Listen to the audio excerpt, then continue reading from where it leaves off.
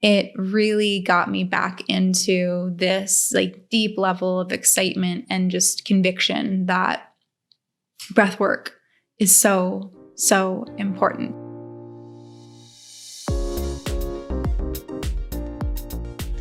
Hey everyone. So we are doing things a little bit differently with the Alchemized Life podcast.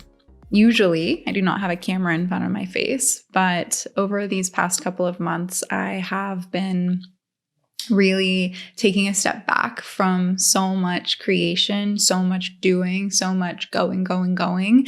And it's giving me a lot to think about as far as how I desire to move forward with this podcast and just my work overall. And, when we go through these periods of contemplation, what I've found to be the biggest challenge for me is ultimately getting out of my mind. Because often our mind overthinks, but in a way it's kind of underthinking, right? Because we get so caught up in what we know, we get so caught up in our fears and doubt and frustration. And so I wanted to come back to the podcast with an episode to really help you in understanding how the contemplation period, while it is important, can often be a place where many people get stuck in the personal development space. And so if you're watching this on YouTube, hello, welcome. If you're watching or listening to this on the podcast, I'm so happy to be back. And, I was having a conversation with Corey this morning, and he was sharing with me a podcast that he had listened to. And in the podcast, the man that was being interviewed shared that if you wanted to put something up on a billboard that everyone would see, it would be that you can't change your mind with your mind alone. And when Corey shared that with me, I was like, oh, okay, that's it. That is what I want to come back and share for the first episode in, I feel like it's been about a month now since I've recorded a podcast. And for those of you that follow me on Instagram, you know that the Academy of Breath just opened back up. It is my 8-week breathwork and meditation certification program.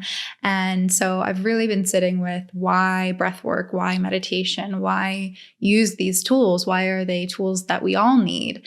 And when Corey and I had that conversation this morning, it really got me back into this like deep level of excitement and just conviction that breathwork is so, so important. So I wanted to share a little bit about my experience of only using mindset work and how it really just created this mind loop that I was living in for a very long time, and how I also use this work with my clients as well. And when I wasn't using this work with my clients, I didn't notice as many results with them because it was very cerebral. It was all up here in the head versus fully integrated in the body.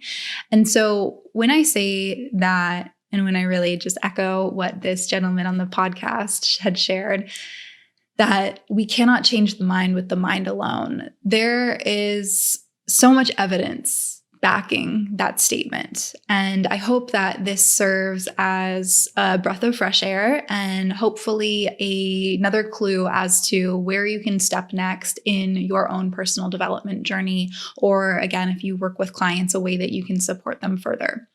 So the thing is, our minds are made of all of these pathways, like millions and billions of pathways in the brain that come from the data that we take in through our senses.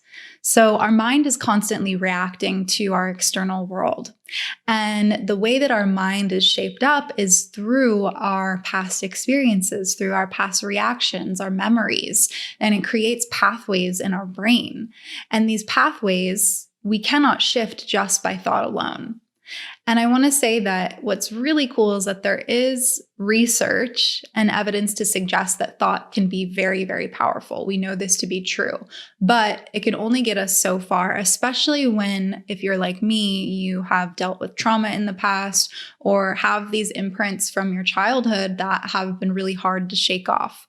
So as an example, When I first started doing work around money mentality and my money mindset, I worked on this for years and years and years. I took tons of courses. I did lots of journaling exercises. I had a lot of awareness around what it was that was preventing me from experiencing abundance and prosperity in my life.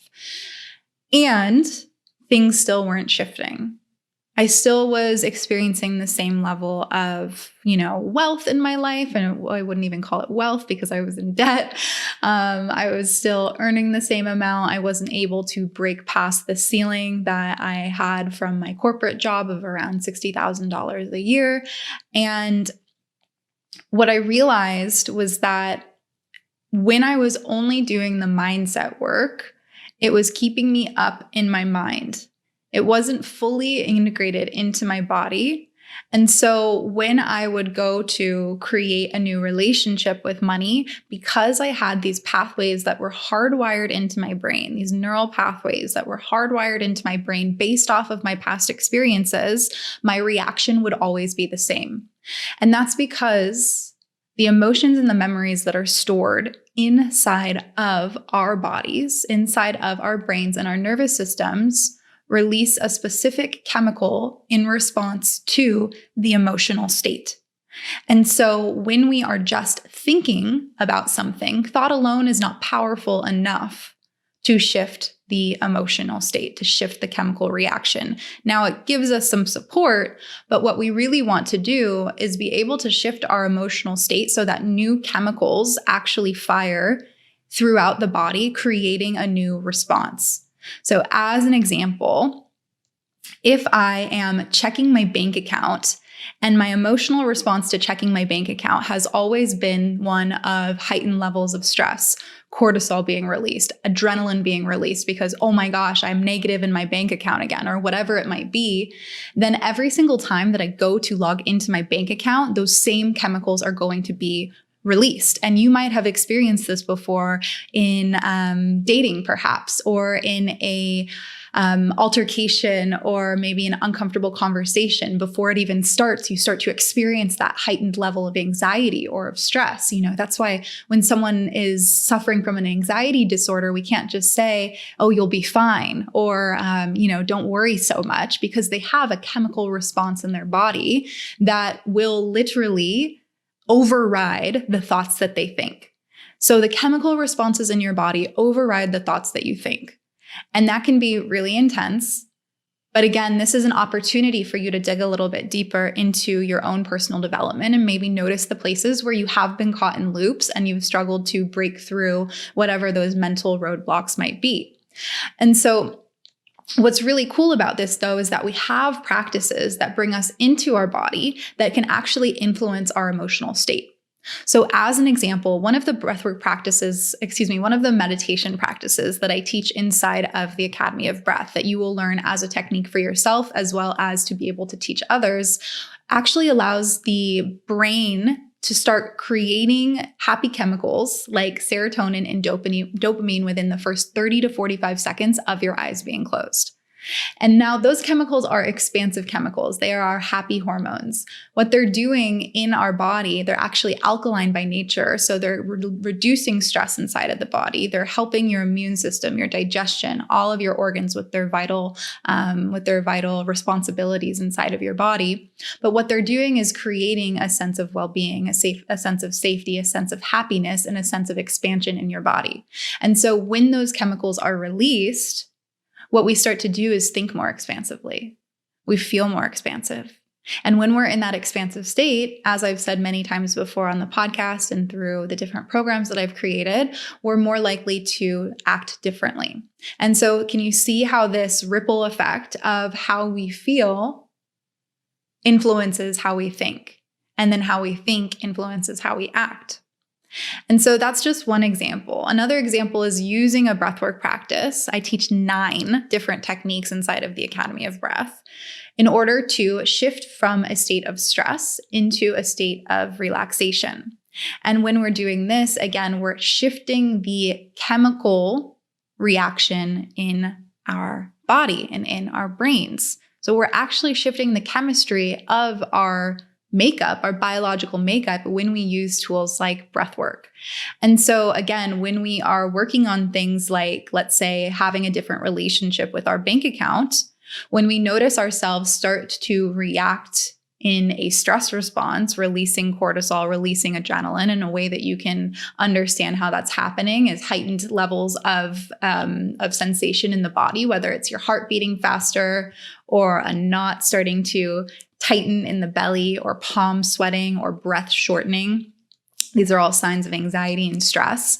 When you notice that happening, bringing in one of the breathwork styles that I teach that really supports you in activating that parasympathetic response or the relaxation response. And just right there, you're creating a dissonance, a cognitive dissonance in your reality. And the more that we do that, the more that we create a new pathway in the brain. This is all so fascinating to me, and I absolutely love teaching this inside of the Academy of Breath. And so if this is something that has been really interesting to you, we start our next round on July 28th.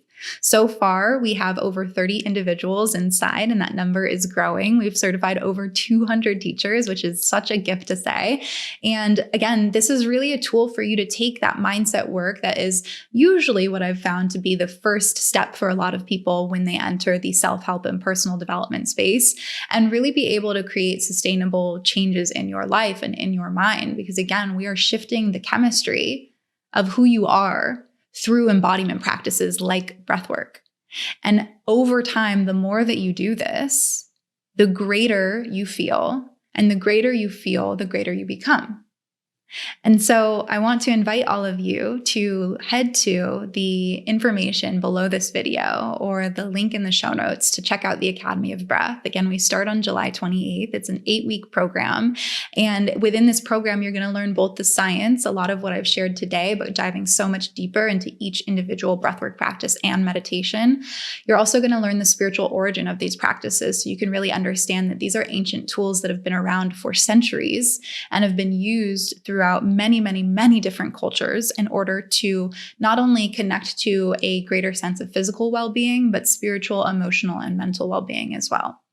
So I hope that you guys have enjoyed this. Again, it's a little bit different because I'm recording video, but I'm really grateful to be back. I'm really grateful to be sharing this information with all of you. This is definitely the knowledge that has been imparted on me that has made the biggest difference in my life and how I show up. And again, being able to take all of the work that I had been doing over those first few years of my personal development journey and actually create a difference in who I am. So thank you guys so much. If you like this episode, if you're on YouTube, feel free to like the video. I think subscribe is another thing that you do. And if you're listening to this on the podcast, of course, if you haven't already, please leave a review. It means so much to me to be able to hear that these episodes resonate with all of you. And of course, subscribe so you can get more of this amazing information to alchemize your life. Thank you all so much.